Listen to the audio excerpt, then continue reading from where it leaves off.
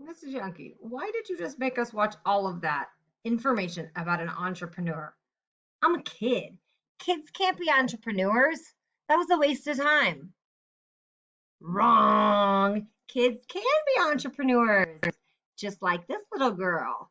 This little girl is started a business. Remember, an entrepreneur is somebody who operates, who plans, who carries out a business.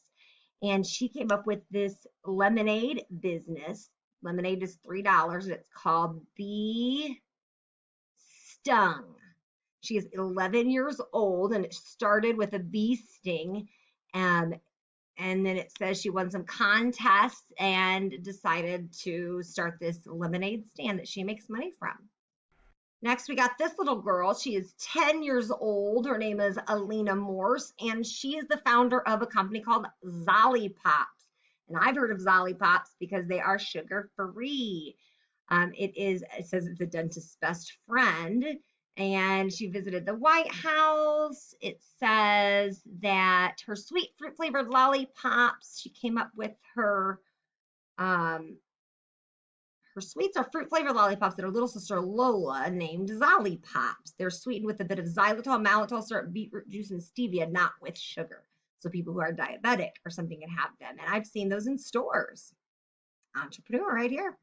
This girl's name is Rachel Zeitz, and she's 15 years old, and she is the founder of Gladiator Lacrosse. She came up with lacrosse equipment that she needed to be a little more strong than what she was finding in stores. And it says that her family makes $200,000 a year um, for her little company. She's only 15 years old. All right, this kid right here is Mosiah Bridges, 11 years old, and he started a business making bow ties because he's a fancy guy, likes his bow ties, and just wasn't really finding what he wants. And so it says he's made $30,000 from doing his bow ties. And the last one I'm going to mention right now is Jaden Wheeler and Amaya Selman. They're 12 and 10 years old, and they make snow cones. They have their own little business making snow cones and selling them. They have 20 flavors, and now they also have things like nachos and hot dogs and stuff like that that they've added to their little business. So kids can be entrepreneurs. All you have to do is come up with an idea and then follow through with it, whether it be as something as small as a lemonade stand or bake sale, or something big like a company or a business that you want to start. And it's never too young to start thinking about stuff like that. So that's what we're going to be, that's what we talked about a little bit with this, and let's keep diving into it. So now you are going to need your JA packet. In your JA packet, I want you to find this. It is a giant piece of paper that you can unfold that says at the top, recipes, business plan, placemat. So find that and get it out. You may want to pause this so you can go do that. So you are going to be becoming a kidrepreneur right now, a kid entrepreneur. You're going to come up with a food business. For today's and tomorrow's activities, I want it to be a food business. Don't come up with something else. So either a restaurant, could be fast food or sit down, or a food truck of some sort. So we are going to be brainstorming that, think about that for a while, and then you're going to answer the questions on this sheet to kind of start planning out, thinking through some of the process. Because when somebody comes up with a business, they have to do a lot of planning, a lot of work to see what needs to be done for that business to be successful. So at the top of your little placemat, I want you to think of, give some thought into your restaurant. Are you going to do a restaurant or a food truck? So you probably need to know that right off the bat.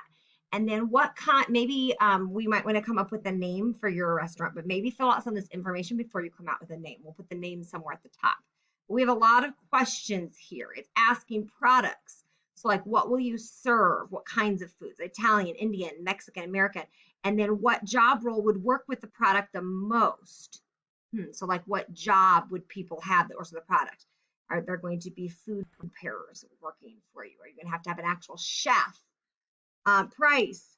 So what will you charge for a meal? If you charge more than other restaurants, will people buy your food? Look at the front of the placemat for pricing ideas. So like main dishes, drinks, and desserts. You do not have to serve these things. These are just some ideas. So come up with some specific items that are going to be on your menu.